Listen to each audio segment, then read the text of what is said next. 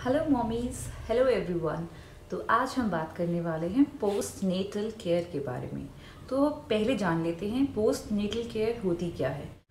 Post natal care is a care जो आप एक माँ और उसके बच्चे को डिलीवरी के बाद देते हो। इसकी ड्यूरेशन लगभग 6 हफ्ते की होती है। ये बहुत ही क्रूशियल समय होता है जच्चा और बच्चा दोनों के लिए। डिलीवरी के बाद एक माँ शारीरिक रूप से और मानसिक रूप से बहुत सारे बदलाव महसूस करती है और इस दौरान उसको बहुत ज़्यादा केयर की ज़रूरत होती है, क्योंकि वो अपने साथ साथ अपने छोटे बच्चे का भी पालन पोषण के लिए ज़िम्मेदार है। तो आज की वीडियो में हम बात करने वाले हैं 10 टिप्स के बारे में, ताकि आपकी पोस्ट डिलीवरी की रिकवरी काफ़ी अच्छी हो।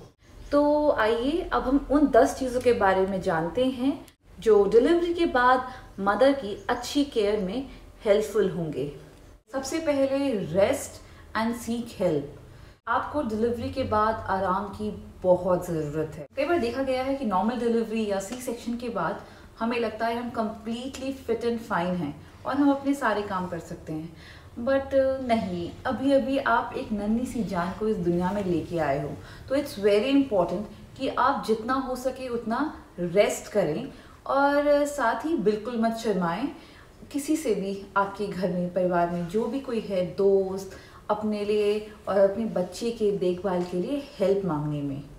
न्यूट्रिशन बहुत इम्पॉर्टेंट है, क्योंकि अगर आप ढंग का खाना नहीं खाएंगे तो आपकी बॉडी में स्ट्रेंथ ही नहीं होगी कुछ भी काम करने की।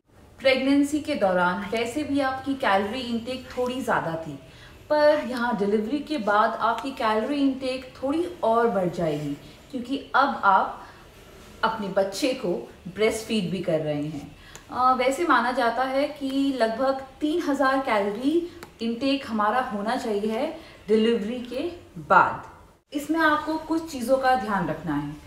कुछ टाइम के लिए अवॉइड स्पाइसी और गैसी फूड, क्योंकि इससे आपका बेबी भी डिस्ट्रेस हो सकता है, क्योंकि आप उसको ब्रेस्ट मिल्क फीड कर रहे हो। बैलेंस डाइट बहुत ज़रूरी है।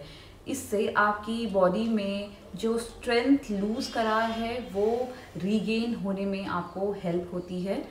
आपके खाने में प्रोटीन, कार्बोहाइड्रेट, फैट, विटामिन सब की मात्रा होनी चाहिए, ताकि आपकी बॉडी जल्दी से जल्दी रिकवर करे। So don't forget those extra calories. Taking care of your perineal area is very important, and also your stitches. आपका वजाइना एरिया एंड आपका रेक्टम एरिया, उसको आप क्लीन और ड्राई रखिए। Because of the vaginal discharge वो थोड़ा moist होगा वो जगह, और इन्फेक्शन होने के चांसेस हो सकते हैं। सो इट्स वेरी इंपॉर्टेंट कि आप जब भी वॉशरूम जाएं तो अच्छे से अपने इस एरिया को क्लीन एंड ड्राई करके उसका ख्याल रखें। And now about your stitches.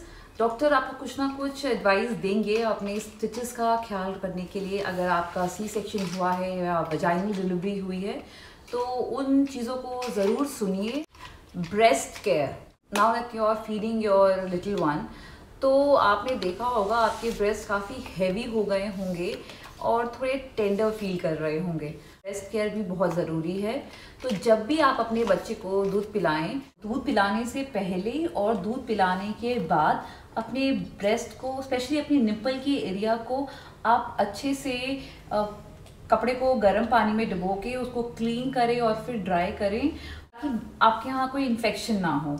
और आप देखोगे अगर आपके निपल्स थोड़े क्रैक या थोड़े पेनफुल आपको फील हो रहे हैं तो आप निपल क्रीम्स आती हैं, नहीं तो अपना देसी नुस्खा आप देसी घी लगा सकते हैं उस पर। आपकी नॉर्मल डिलीवरी हुई है या आपका सी सेक्शन हुआ है, एक चीज़ आपको समझनी होगी कि डिलीवरी के बाद अपने पोस्ट नेटल चेकअप्स बिल्कुल मत स्किप करना, क्योंकि इस चेकअप के दौरान डॉक्टर आपका वेट चेक करता है, आपकी यूट्रस की पोजीशनिंग चेक करता है, डॉक्टर ये चेक करते हैं कि आपकी डाइट कैसे चल रही है, कोई और पेन तो नहीं है आपको। अगर कोई भी मे बी कई बार क्या होता है, पोस्ट डिलीवरी ब्लड लॉस बहुत हो जाता है, तो उसमें भी डॉक्टर आपको कुछ ना कुछ सजेशन दे सकते हैं। तो इट्स वेरी इंपॉर्टेंट कि आप उन चेकअप को बिल्कुल भी स्किप ना करें। अपनी आयरन और फॉलिक एसिड जो आप प्रेगनेंसी के दौरान ले रहे थे, उनको आप आगे भी 6 महीने तक कंटिन्यू करना। आपको ये सजेशन डॉक्टर भी देंगे, बट कई बार हम ये सजेशन लेते नहीं हैं, बट इट्स वेरी इंपॉर्टेंट। कुछ टाइम तक एटलीस्ट अ मंथ आपको सेक्सुअल इंटरकोर्स अवॉइड करना चाहिए। Avoid physical labour. ये कहा जाता है कि आपको ज़्यादा वेट उठाना नहीं चाहिए, आपको उतना ही वेट उठाना चाहिए। वैसे तो आपको वेट उठाना अवॉइड करना चाहिए, आपको उतना ही वेट उठाना चाहिए जितना वजन आपके बच्चे का है। ये कम से कम आप 6 हफ्ते तक तो ज़रूर करें, ताकि क्योंकि अभी आपके अंदर का ऑर्गन्स जो हैं वो थोड़े वीक हैं, उनको रीपोजिशन होने में, अपनी ओरिजिनल पोजीशन में आने में टाइम लगेगा। तो आप अभी कुछ भी भारी सामान उठाना अवॉइड करें। अब बहुत ज़रूरी point, postpartum depression. Child birth एक बहुत बड़ा एपिसोड होता है हम सबकी लाइफ में, एंड सबका कोपिंग मैकेनिज्म अलग होता है। तो कोई बुरा या कोई गलत बात नहीं है। इसको अगर आप आइडेंटिफाई कर पा रहे हो कि आप थोड़ा लो फील कर रहे हो, आपके थॉट्स पॉजिटिव नहीं है, कुछ ग्लूमी फीलिंग है आपके साथ, तो इट्स बेटर कि आप अपने डॉक्टर को कंसल्ट करें, ताकि आप इससे से जल्दी रिकवर हो सकें। यहाँ पर फैमिली का रोल बहुत बड़ा होता है, स्पेशली हस्बैंड का, मदर का। अगर आप नोटिस कर पा रहे हैं कि there is some issue with the mental health, mental status of the mother, तो आप उसको एक प्रोफेशनल हेल्प ज़रूर और जल्दी से जल्दी प्रोवाइड करें। जितना जल्दी वो मदर रिकवर करेगी, उतना ही हेल्दी उसका फिजिकल और मेंटल मेकअप होगा, और ये बेबी को भी डायरेक्टली इनडायरेक्टली अफेक्ट करता है।